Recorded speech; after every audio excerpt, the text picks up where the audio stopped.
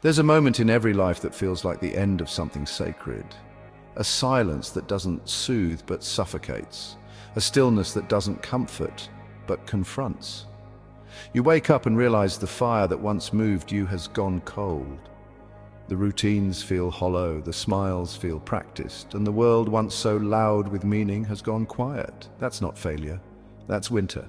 Jim Rohn said, winter always comes, not sometimes, always. You can't schedule it, you can't postpone it. It doesn't knock, it lets itself in. And when it does, everything in you will want to run. Run to distractions, run to noise, run to the identity you wore when the world still made sense. But Carl Jung warned us, we cannot live the afternoon of life according to the program of life's morning. And yet, most people try.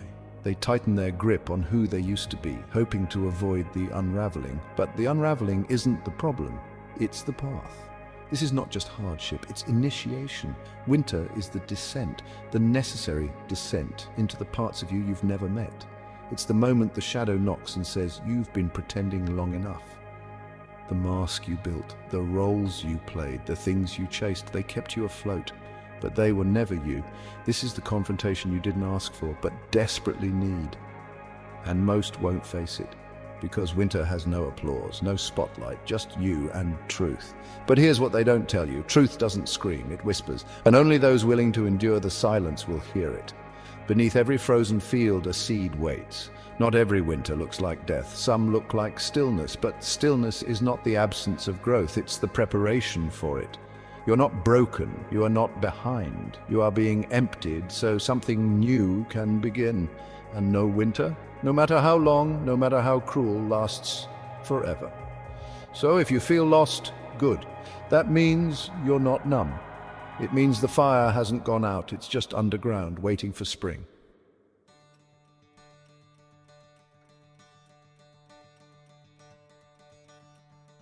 Spring never crashes through your door with certainty, it whispers. A shift in the air, a glance that lingers longer than it used to. The way your chest rises a little easier when you speak your truth. It doesn't feel like a breakthrough, it feels like remembering. Jim Rohn said, spring is the time to plant, the time to act, but you can only plant what you carry forward. So the real question is, what did your winter give you? Because winter wasn't there to break you, it was there to reveal you. And now that you see what matters, spring asks you one thing, will you move? This is where most people hesitate. They say, I'm not ready. But spring doesn't wait for permission. The seed doesn't ask if the weather is perfect, it just bursts, because it must. Carl Jung taught that every rebirth requires a symbolic death. And the part of you that just died, that was the lie, the people pleaser, the imposter, the good on paper version of yourself. What's left now is something real. And real things grow, but only if you act. Jim Rohn put it simply, if you don't sow in the spring, you'll go hungry in the fall. The clock is ticking, not in fear, but in invitation. This is not the time for more vision boards. This is not the time for perfect plans. This is the time to plant. Messy, uncertain, raw, but planted nonetheless, even if your hands still shake from the cold, even if doubt still whispers through the cracks. Even if no one else sees the garden but you, because the harvest only comes to those who begin. And here's the trap. You will be tempted to think the planting is not enough, that it should feel more dramatic, that you should have more confidence, more clarity, more cheerleaders. But spring doesn't need cheerleaders, it needs farmers. People who show up when it's still raining, who protect fragile ideas like tiny green shoots, who understand that the most powerful beginnings often look like nothing at all. Carl Jung once said, the privilege of a lifetime is to become who you truly are. And spring is the season that dares you to try. Not because it will be easy, but because the alternative is a second winter. And if you don't move now, if you don't take that step, you'll find yourself in another cycle of pretending. And pretending is the most exhausting kind of winter. So this is your moment to move, even if no one claps, to begin, even if you don't know how it ends, to plant, even if the sky still threatens rain. The ground is breathing again, and so are you.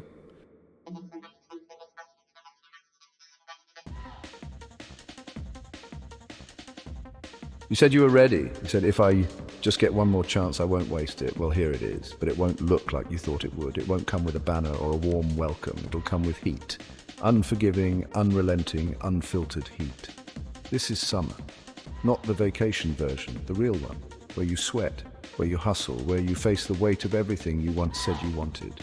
Rohn said, "Summer is for protecting and nurturing. This is where your intentions get tested, because planting a seed in spring is romantic, but tending to it day after day when no one's watching, that's commitment.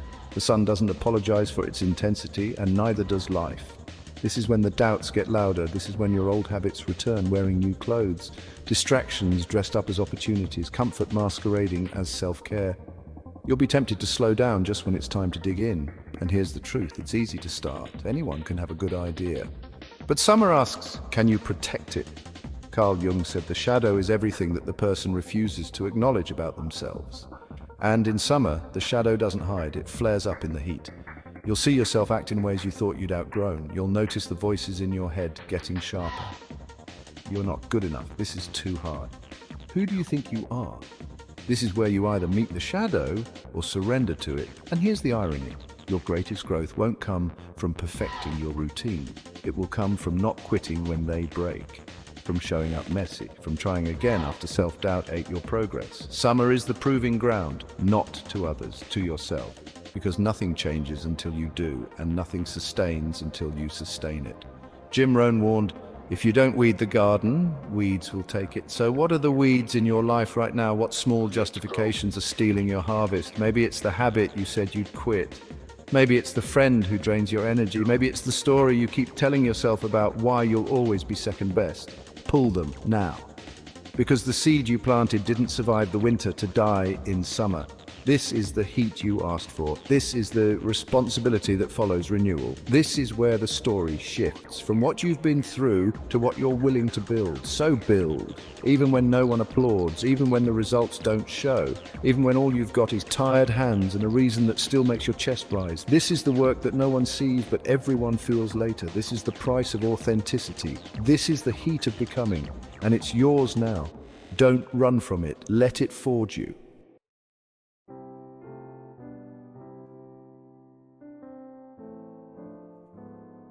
There's a shift you don't notice until it's already happening. The light softens, the air carries memory. The days still feel full, but something in you knows they're getting shorter. This is autumn, the most misunderstood season, because it looks like things are dying, but really things are being revealed. Rohn said, autumn is a time for harvest and reflection. It's when you find out what your effort was really worth, not what you meant to do, not what you hoped to grow, but what actually took root, what actually endured. It is a season of honest accounting. Some of your seeds bloomed, others didn't. Some relationships deepened, others withered. Some of the habits you planted in spring became the foundation of your strength. Others turned out to be weeds you mistook for flowers, and that's okay. Autumn doesn't demand perfection, it demands honesty. Carl Jung believed that the second half of life holds a different kind of task, not achievement, not accumulation, but integration. This is when the ego begins to soften, not because it's weak, but because it's finally tired of pretending. The masks start slipping, not from failure, but from wisdom. And beneath them you begin to see someone you've always felt, but never fully lived. The self, the part of you that's been waiting patiently behind the noise, not to take over, but to take root. This is the moment you stop striving to become something impressive and start striving to become something true. And here's where most people fall asleep again, because after summer's intensity, they crave comfort. They confuse quiet with boredom. They confuse peace with passivity, but autumn is not passive, it's precise. This is where legacy begins. Not in what you leave behind, but in what you choose to carry forward. What values will define you now? What lessons will you protect even when the winds return? Autumn is for sharing, for mentoring, for giving away the wisdom you bled for. Not because it's your duty, but because it's your gift. You are not here to hoard your harvest. You're here to feed others, to leave breadcrumbs for the next soul walking into winter, wondering if they're the only one who ever felt this way. So tell your story, not the polished version, the real one. The version where you messed up, where you cried alone in the car, where you almost gave up but didn't, where you stood in your summer heat and worked through the doubt. The leaves are falling now, not as a loss, but as a letting go, and what you choose to release now will determine how light you travel into the next season.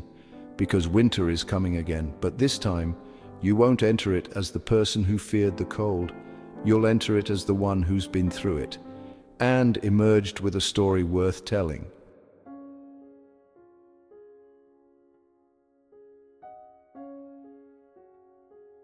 After the harvest, something strange happens. You expect joy, you expect to feel full, but what you get is quiet, the kind of quiet that asks questions you don't yet have the courage to answer, the kind of quiet that no longer lets you hide behind ambition. This is winter again.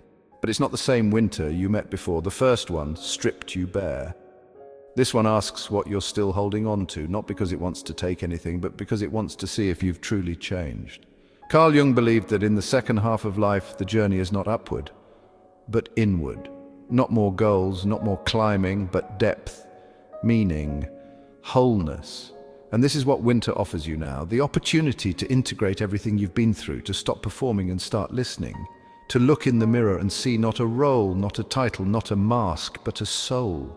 You're no longer chasing the fire, you are the fire, not raging, just quietly burning with knowing. This is the part where the applause has faded and you're alone again. But this time, you're not lonely, you're finally home. Rohn said, discipline is the bridge between goals and accomplishment. But in this season, discipline becomes something deeper. It becomes devotion, not to what you produce, but to who you are becoming. Winter is a retreat, a sacred withdrawal from the noise, so you can hear the whispers of your own wisdom. And yes, there will be days where doubt creeps back in, days where you wonder if it was worth it, if you missed something along the way. But here's what you'll find if you're still enough. You didn't miss anything. You learned exactly what you needed, the hard way, yes, but the real way. This is where you forgive your past, your mistakes, yourself.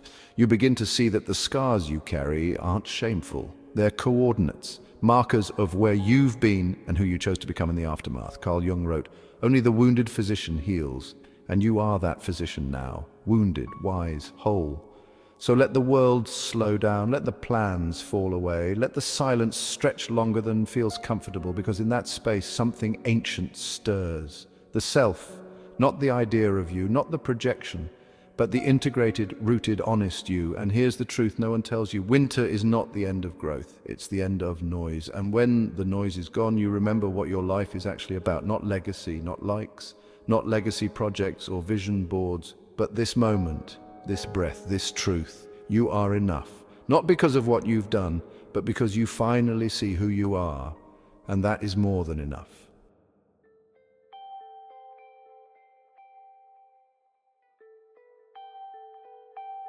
You spent most of your life climbing expectations, climbing ladders, climbing out of versions of yourself that never quite fit. But now, standing here, it hits you.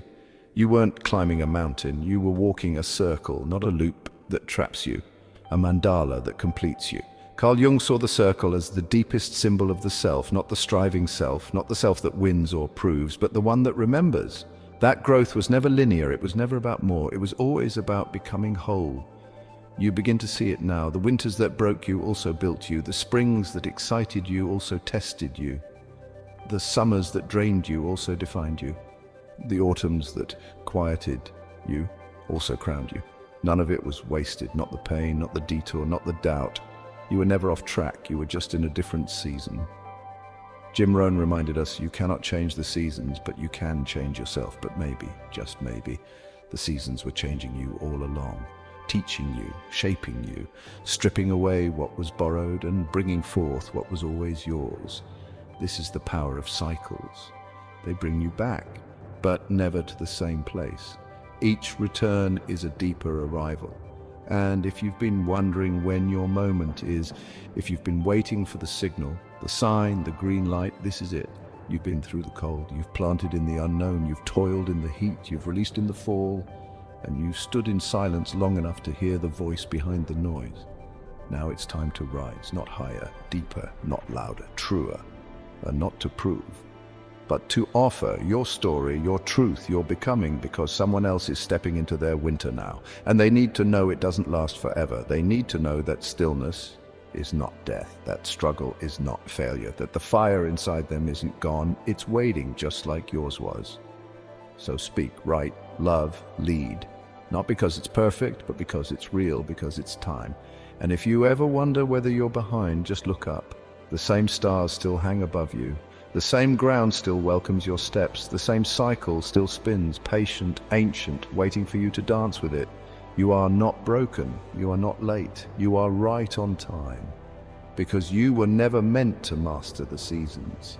You were meant to be mastered by them, to feel them, to move with them, to become them. And that is how you grow in every phase of life.